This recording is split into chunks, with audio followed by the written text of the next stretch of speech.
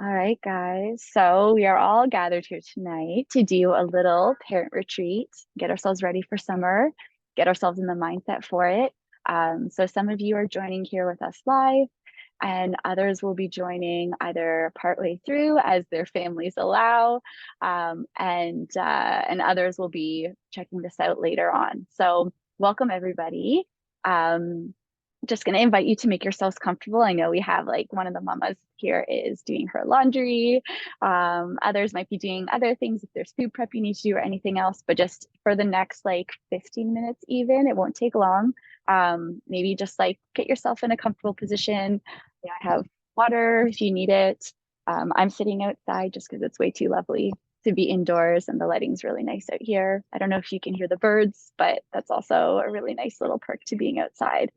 All right, so today we are going to be talking about getting ready for summer with our little ones.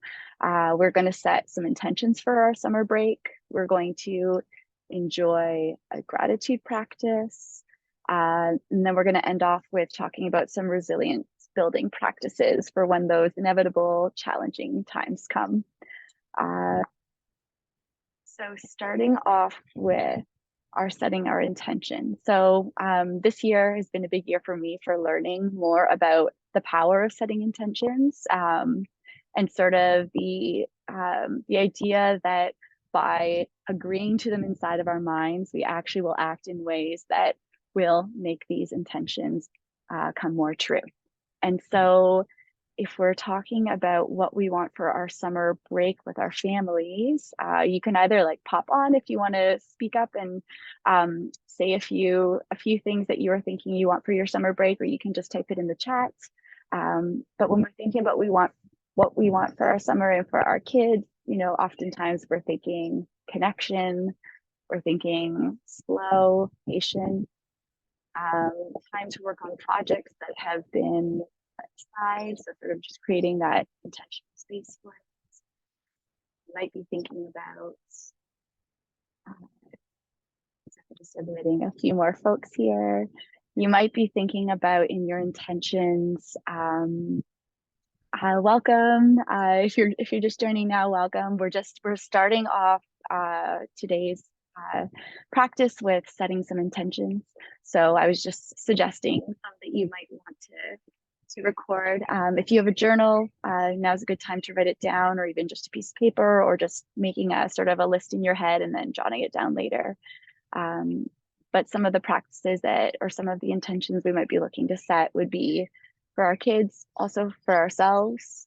And so, yeah, if you don't mind, you guys can take a moment to think about them. I'm going to think about them as well, and then we'll share a little bit. We'll give you guys a moment. Now I see Haley saying she's going to follow their lead, establish more intentional morning routine. So lovely. Following their lead is such a nice thing we can do in the summertime. Just the more flexible schedules that we have. And then that morning routine, setting that up over the summertime is so nice. Even if it's more relaxed, it's going to set you up for success in September if you're returning to school. Anybody else have anything they would like to share? Sarah had says exploring more nature with them. Yes, going into nature is incredible, so soothing for them, for us. So that's really nice intention to set. I'm going to share mine for the summertime. My intention for this summer is connection and skills for cooperation. So creating a lot of space for that.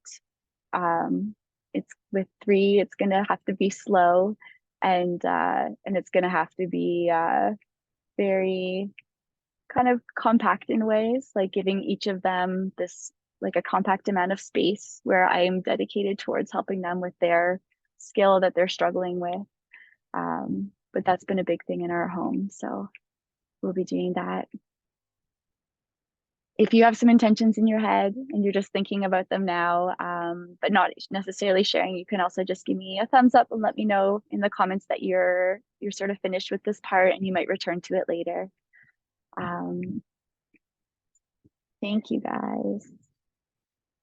So setting these intentions will we will be more likely for them uh, to see them through our children and through ourselves.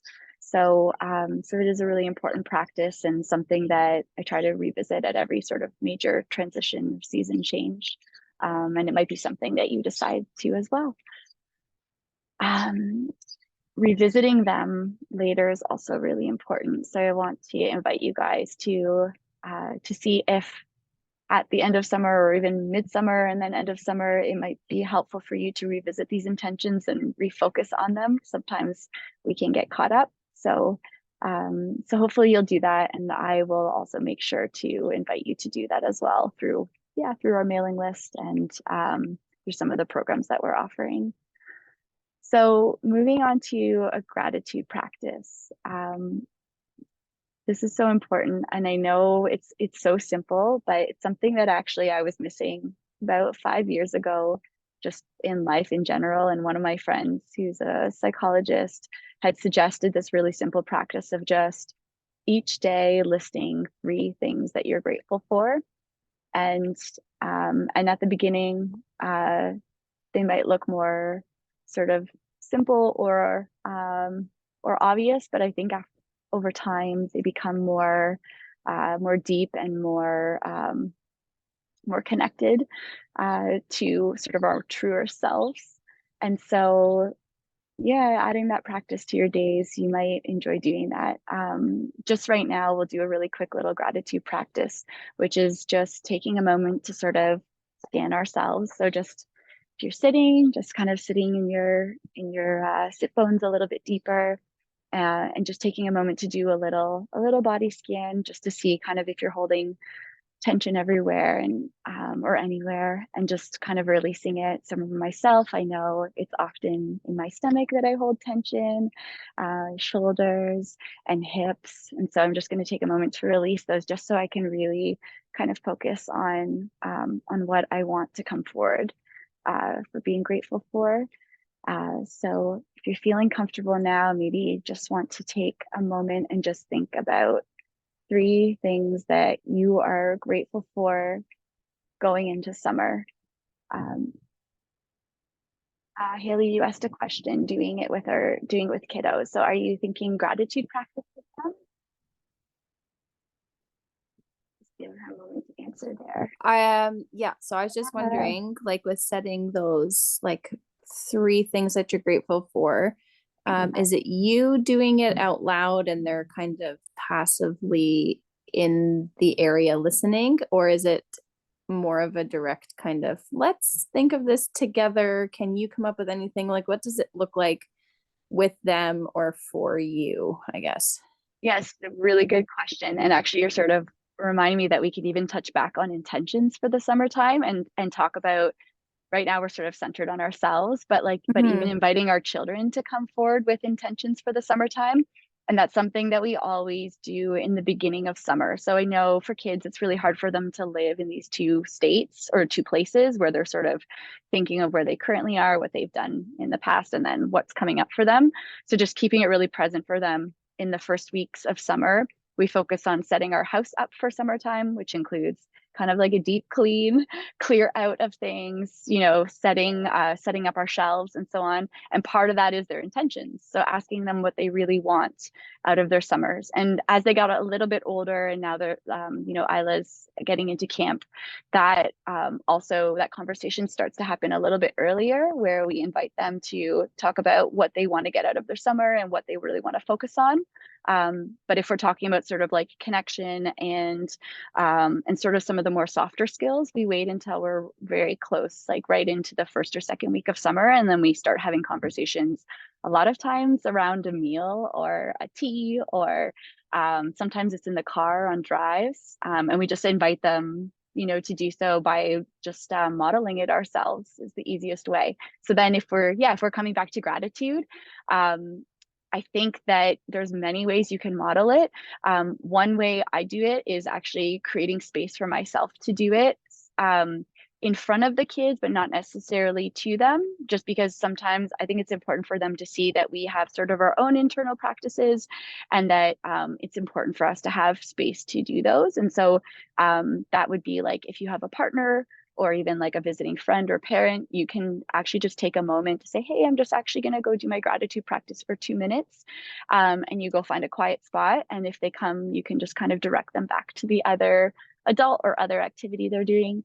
And then the other way is also to invite them into it. And so, yeah, narrating it out before bed. I loved, there was this permaculture family, and I'll try and find the video to link to you guys. But this family ask the question to their child at the end of the day, how did it feel to be you? And then their name. So, to Flora and Ezra tonight, one of my last questions to them was, or not last questions, but sort of like leading into the bedtime, because we do something else right before bed. But leading into it, we always ask, how did it feel to be Flora today? And some days it can be really insightful and telling, and other days it's just good. So you don't know what you'll get from them, but by modeling the gratitude practice, say at dinner time, around in a circle, or other times when you ask them in these, in the evening times, or in the less structured ways, you'll start to get more responses from them. And then right before bed, we actually sort of impose a little bit of our gratitude practice onto them, in a sense, where we are not imposed, that's not really the right term, but we share, and we sort of, without their eliciting, we give them what we're grateful for the day, specifically from them. So, the last little nuzzle before bed is just, I'm so grateful, Ezra, that today we got to have a play and be kings and queens, at the castle, and I really felt special when you shared your willow branches with me, and so things like that can kind of invite them into that practice, help them do it themselves. And now we're finding that they'll actually do it with each other, which is really lovely to see. So I hope that gives some ideas. Yeah, you're welcome. You're welcome. Okay, awesome. So gratitude. I think if you guys are willing to share a couple of your what you're grateful for with the group, that's awesome. If you'd rather keep it to yourself, you can even just give a thumbs up. While you're thinking, I can share a little bit for myself. Recently, I've been sharing with the kids how grateful I am for just them being themselves. Just because I think sometimes when you have siblings, which is a lot of what we're navigating at our house right now, sometimes that sort of individualness can get lost. And so right now there's a lot of just acknowledging their individual traits and contributions, and just way of being in the house, and with the rest of us. So that's been really important to us. It's also been really important for us to be sharing gratitude for, like if you have a partner or a support system that really is there for you. So showing how important those systems are for us and modeling those healthy relationships. So I've been really making a point of bringing Nate into my gratitude practice and modeling that for the kids. Not only in sort of like more formal practice during meal times, as I said, we do, but also just in the in-between moments. And then the very last thing has also been modeling gratitude for this body and what it does for me. And so, sometimes that will be an end of night thing where I invite the kids to do a little body scan, and we run from head to toe and talk about the different parts of our bodies and what we're thankful that it did for us that day. And so, it can be as simple as, thanking your ears for listening, or sort of as general as thanking your ears for listening, and then your tummy for digesting food, and your feet for taking you on all the steps, all the places you need to go. Sometimes we get really specific for that day and say, thank you to my thumbs for helping me get all the cherry pits out while we made jam. And thank you to my tongue for tasting that new food that I hadn't tried before. So you can play around with that as well. All right. So I will move on from gratitude practice unless anybody has anything they want to share from there. I'll keep an eye out in the comments. And then I want to move to resilience because I think it's really important as parents that we do a lot for ourselves to bring ourselves to our parenting moments prepared.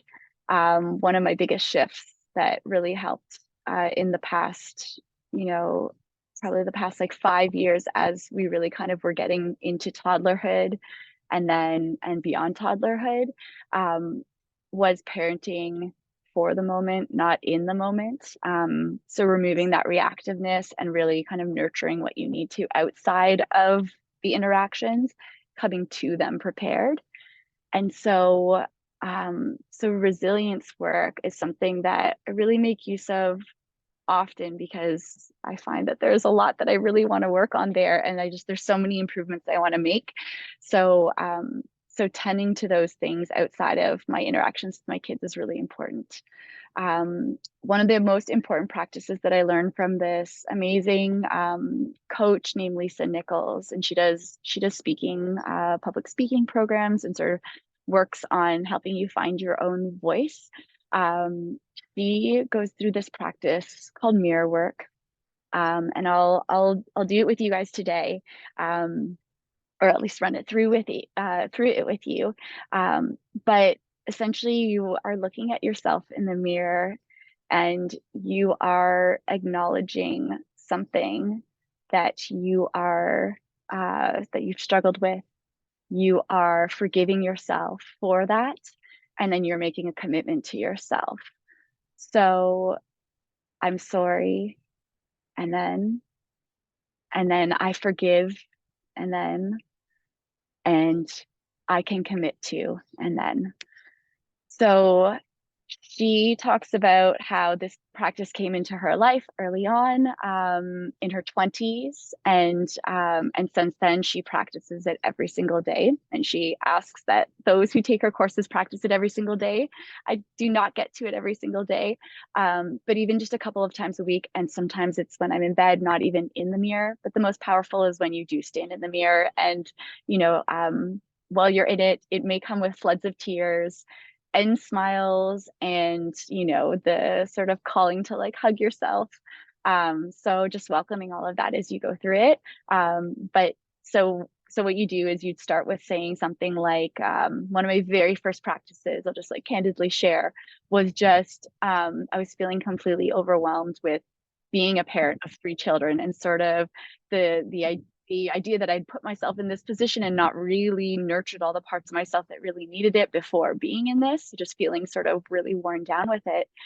And so my first part of my mirror work, that I'm sorry, was I'm sorry forever doubting you, um, was my first phrase. And even just saying that now, I can already feel my shoulders relax and my stomach just kind of like breathe a little bit deeper. But I'm sorry for not believing that you could really do this. And I forgive you. I forgive you for not telling yourself that you were doing great things along the way, for not sort of honoring that journey, was my forgive, because I'd been quite hard on myself during that time.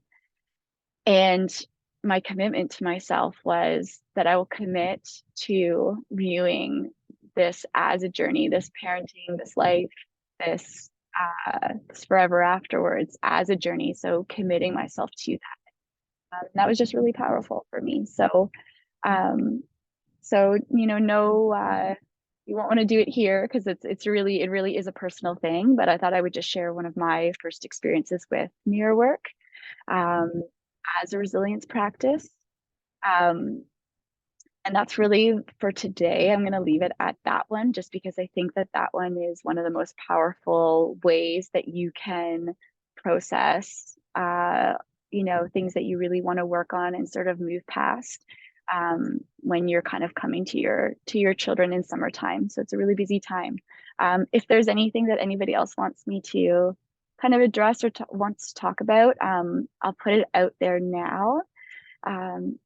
And if not, then after this, I invite you to take some time and do some reflection. You might want to return to the setting intentions. You may want to return to the gratitude practice. Perhaps you'll want to try a mirror work session by yourself in the bathroom or wherever you have a little mirror. It could even be into your phone. You can even record it if you like to document these kinds of things. But try it out and let me know how it goes. We're going to close things off. I know we all have busy families. So for now, I'm going to stop the recording. And then if you would like to, on your own, continue on with a reflection or any of the practices you can, and forever would like to stay and sort of just reflect as a group, we'll do that as well. Thank you so much for joining.